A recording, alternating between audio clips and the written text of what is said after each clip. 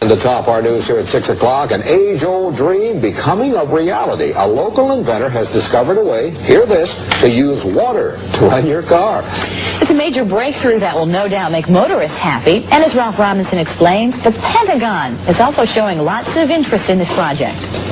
Water has always been considered a precious commodity, but Stan Meyer's invention may make it even more valuable. He has developed what's called a water fuel cell. It has taken the place of his old gas tank. The water fuel cell breaks down water molecules into oxygen and hydrogen. The hydrogen is used to run his dune buggy. I don't care if you use rainwater, well water, city water, ocean water.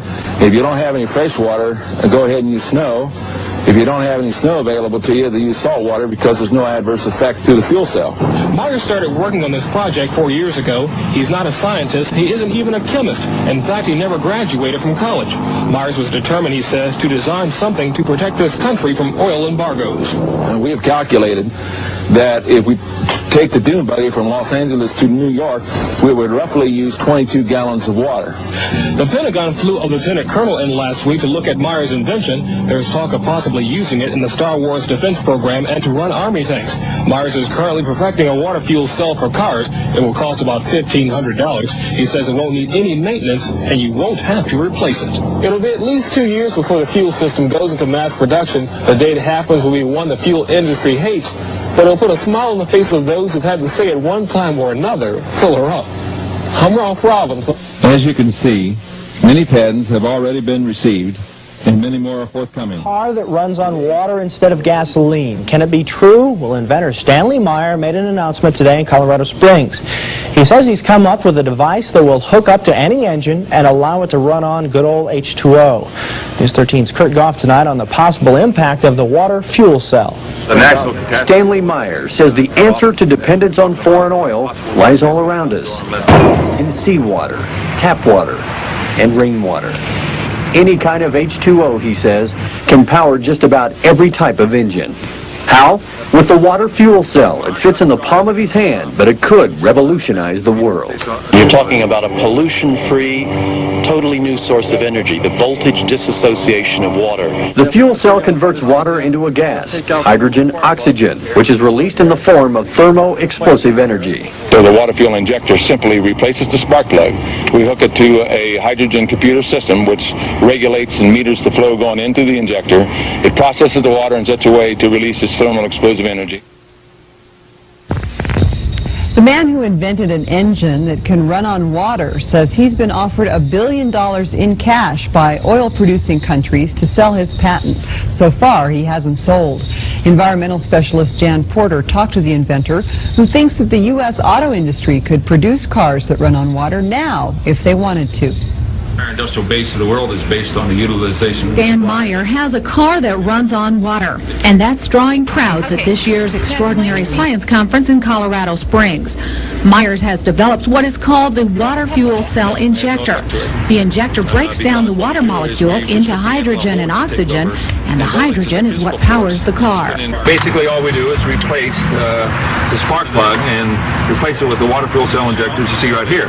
We simply feed ordinary non-processed water or processed water in here, and as the water goes into the injector, it hits a very high pulse voltage frequency, which instantly converts it into thermal explosive energy, and as a result we can run this car down the road on water. Meyer's invention was introduced in Britain earlier this month, and now the Brits have followed him here. We recently took a scientific delegation to witness Stan's work, to really evaluate it, and came back saying this is one of the most important inventions of the century. For 15 years, Meyer has been fighting to get his inventions taken seriously. Most inventors have to be a loner. You have to be somewhat thick-skinned and don't rely on other people to support you, because they will not.